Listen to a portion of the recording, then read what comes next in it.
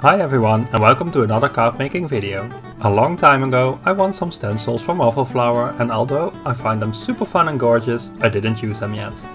Mainly this is because I made a lot of scene cards and these stencils wouldn't fit in there well.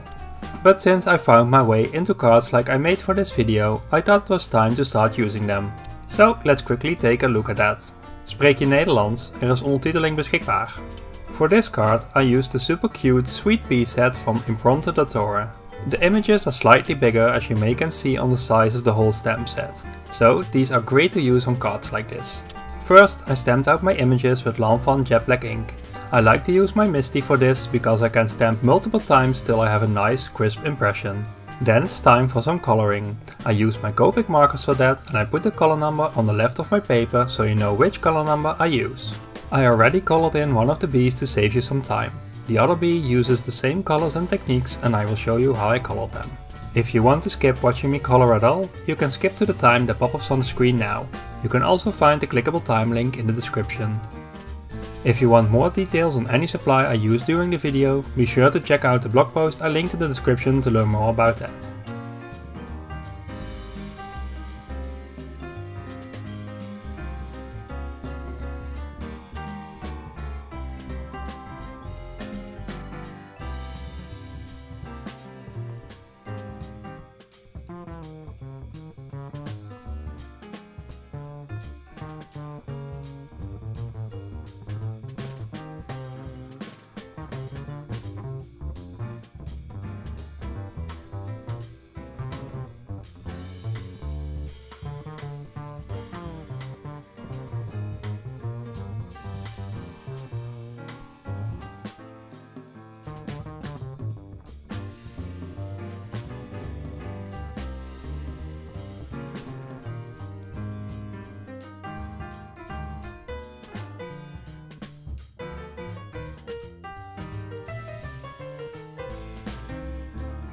After the coloring, I always like to go over the inner lines with a black fine liner. This brings back some detail that got a bit dull because of the coloring. It's totally optional, but for me it makes a difference. To finish the images off, I'm adding highlights with a white gel pen.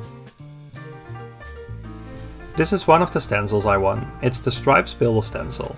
It's super easy and fun to use. I cut a piece of cardstock that's suitable for ink blending to a slightly larger area than the stitched rectangle die that I'm going to use later.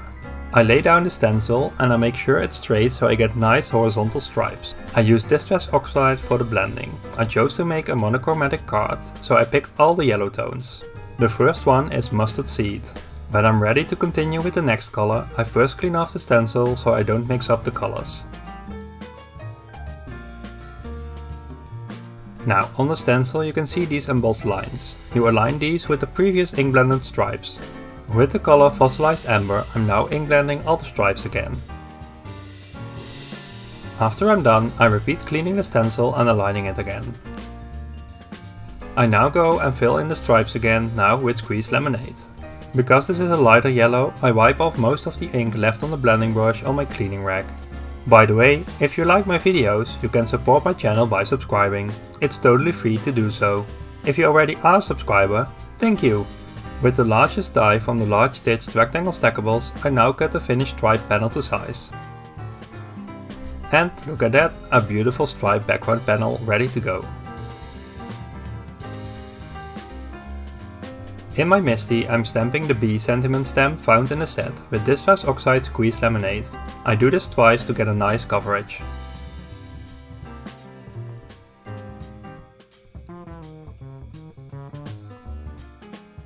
Now, with Spice Marmalade, I'm adding some ink to the bottom edge of the stamp. I don't clean off the yellow first. You can use your finger or a blending brush to slightly adjust the ink if needed, and then I close the Misty door to stamp on top of the yellow. I now have this cool duotone sentiment. I cut 3 stitched hexagons with an off-brand die I had lying around out of light orange colored cardstock. I'm going to add a little ink to give them some dimension. I'm doing this with Spice Marmalade, Distress Oxide and a blending brush. Now I can lay the hexagon pieces in place so I know where to adhere them. The happy text is from the Happy Happy Happy add-on family from Lanvin, which is stamped with Lanvin jet black ink.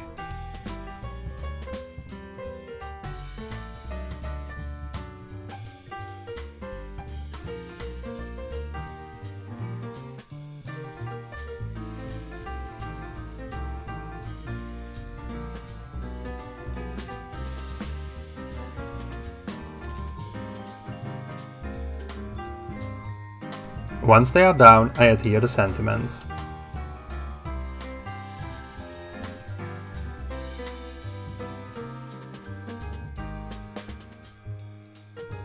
Before I add the bees, I first adhere my panel to a craft paper card base using my ATG gun.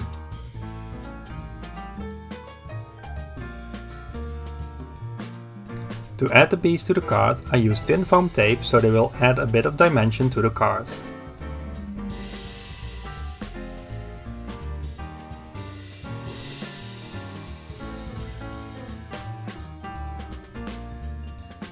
To finish up the card, I'm adding a few clear embellishment drops.